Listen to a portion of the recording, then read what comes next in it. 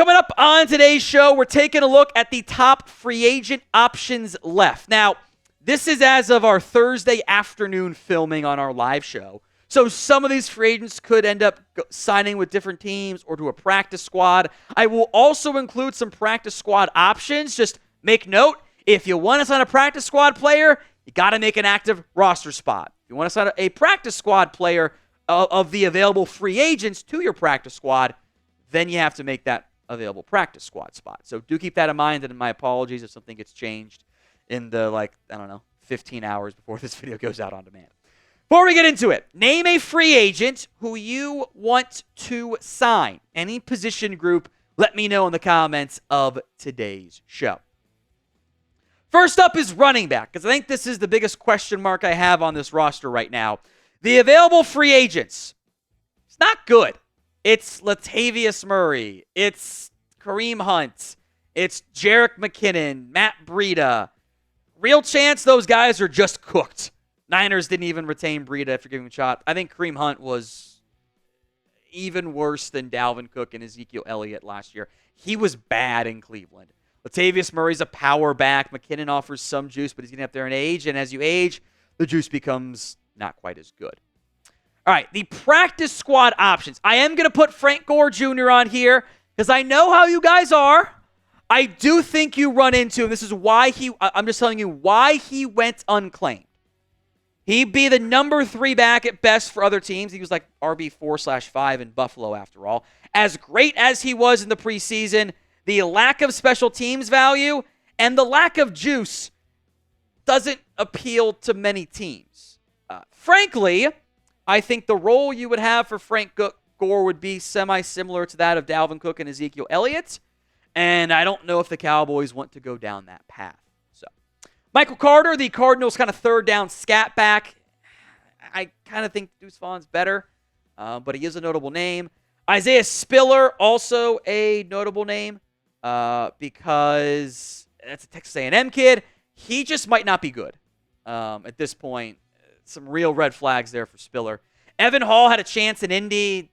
Didn't look the greatest. Kind of a weird, tested better than he actually is athlete, which does happen. Chris Rodriguez, if you needed a power runner, I would have interest here. This is the Kentucky back who is on the Commanders practice squad right now. But again, I have power backs.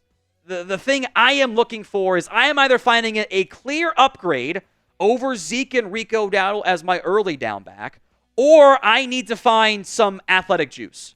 And turns out the guys with the athletic juice are not available unless you want to try to swing a trade for somebody. So do you think the Cowboys need another running back?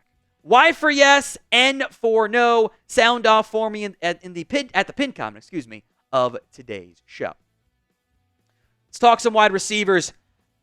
I need to mention Kadarius Toney. I don't want to go down this path. I think that is the BS outweighs the production pretty quickly there, but that is a former first-round pick with perceived talent. I don't think the juice is worth the squeeze, though. Michael Thomas, I think he might be done to go unsigned this entire time, and I would actually argue that if you're an actual number one, diva tendencies aren't necessarily a bad thing, because it just means you're getting the ball and being productive. But when you're like a 4th or 5th receiver, the diva tendencies really go in the wrong direction for you. Hunter Renfrow, I actually am kind of surprised no one picked him up. He really fell off the last 2 years in Las Vegas. That good year he had might have just been a mirage. 2 other guys I'll mention, Russell Gage, Beneskronik, who was a fun player for the Rams. They used him as like a wide receiver / fullback. Was kind of entertaining, but I don't know if Mike McCarthy's the right guy to maximize him there. Practice squad. I'll make note, by the way, some of these guys could also make sense in week 3 if somebody gets hurt. Like, God forbid, knock on wood, Kevontae Turpin got hurt. I'd probably call about Jalen Darden because he could help me out on returns. Justin Ross is a big name, but I don't know if he's actually that great. I think he was a bit overhyped by the Dynasty fantasy community. Eric Ezukama, Dolphins, and Dwayne Eskridge, both players I'm semi-intrigued by given some of their athletic ability. Paris Campbell is a veteran. Same with Donovan Peoples-Jones. Again, are these guys better than Jalen Tolbert?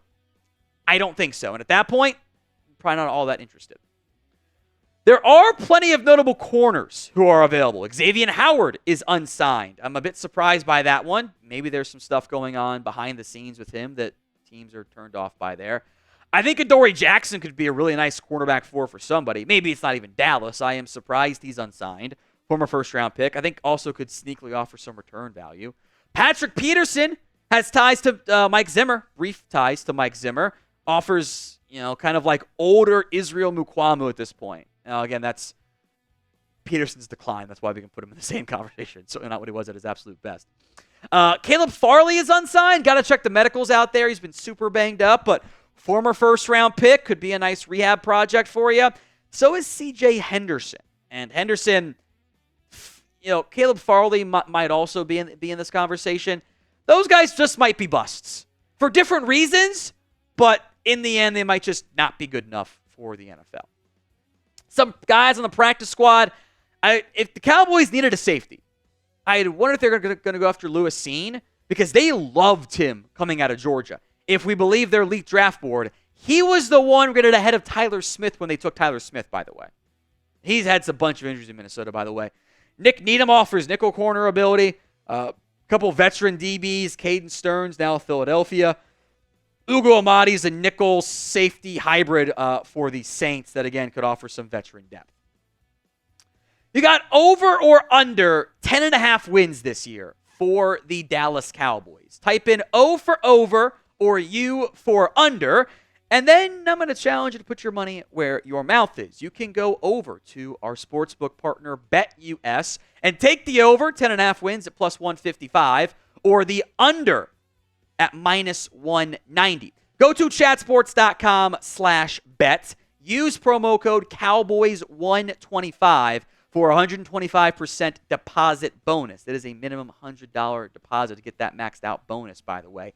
Chatsports.com/bet. Promo code is Cowboys125.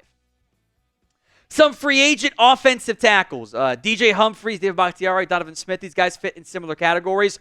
Old dudes, in some case hurt dudes in Humphries, who I don't think want to be backups, especially in Bakhtiari's case, and or have shown signs of decline. Donovan Smith was bad last year for KC. Do you know how rare it is for a team to win a Super Bowl and not be brought back at all as a starter on the offensive line? That almost never happens outside of retirement.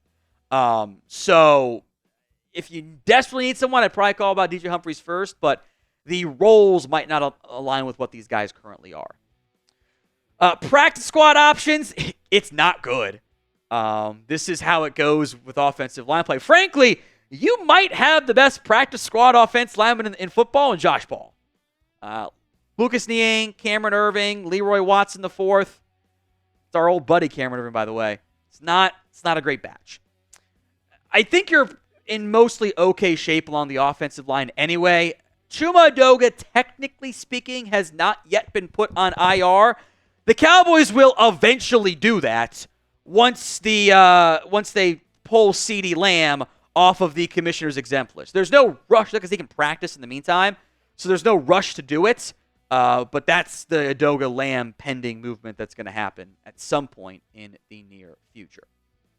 And when the Cowboys make moves, practice squad, active roster, trades, whatever, we've got you covered. Hit that sub button, youtube.com/Cowboys TV. That's free Cowboys videos every single day. Let's talk edges here. Yannick Ngakoue. I don't know what's up with him. Medical or what still remains to be determined on that front. But that's a notable player for me that I think they're still kind of a little bit anxious about that pass rush depth. You should consider. They did work out Tyus Bowser. Other AFC South teams like the Titans and Seattle, I believe, as well, up in the NFC West, also bringing him in for a visit. He might not be ready yet, but that is a name to monitor as he gets more into shape. Rashad Weaver had been waived by the Tennessee Titans. TBD on if he gets claimed / where he goes after that. He's been kind of disappointed as a fourth-round pick, though. Veteran Romeo Okwara, is he better than Chauncey Golston? Maybe, but also maybe not at this point in his career. What do you think is the biggest need left for the Cowboys? One caveat, positions only. You can't be out there taking ownership. That's the right answer probably, but positions on the roster only. Who is the biggest need left for the Cowboys? Or what is, I should say. Couple DTs. We were going to have Byron Young on this list, but he got claimed off of waivers by the Eagles. Jaleel Johnson's got ties to Mike Zimmer, offers you some length and size. A big boy on the interior, a fatty only, Siaki Ika. He was bad in Cleveland.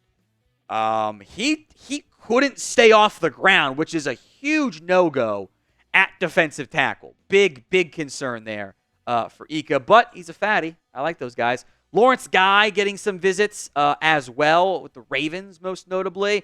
Offers run stopping up front, and the Cowboys, Lord knows, they're always in the market for more run stopping up front.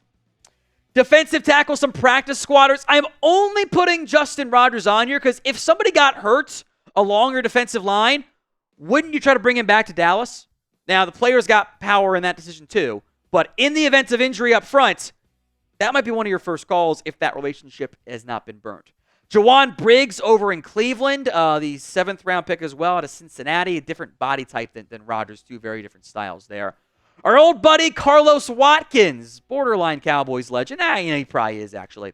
The Commanders, meanwhile, I picked him up. One of Dan Quinn's old projects. Gets to go back with him, And then, because of how you guys operate, Gabe Hall. I don't think he's nearly as good as I had hoped he was going to be at Baylor, but as a unique body type, I think there is some value to having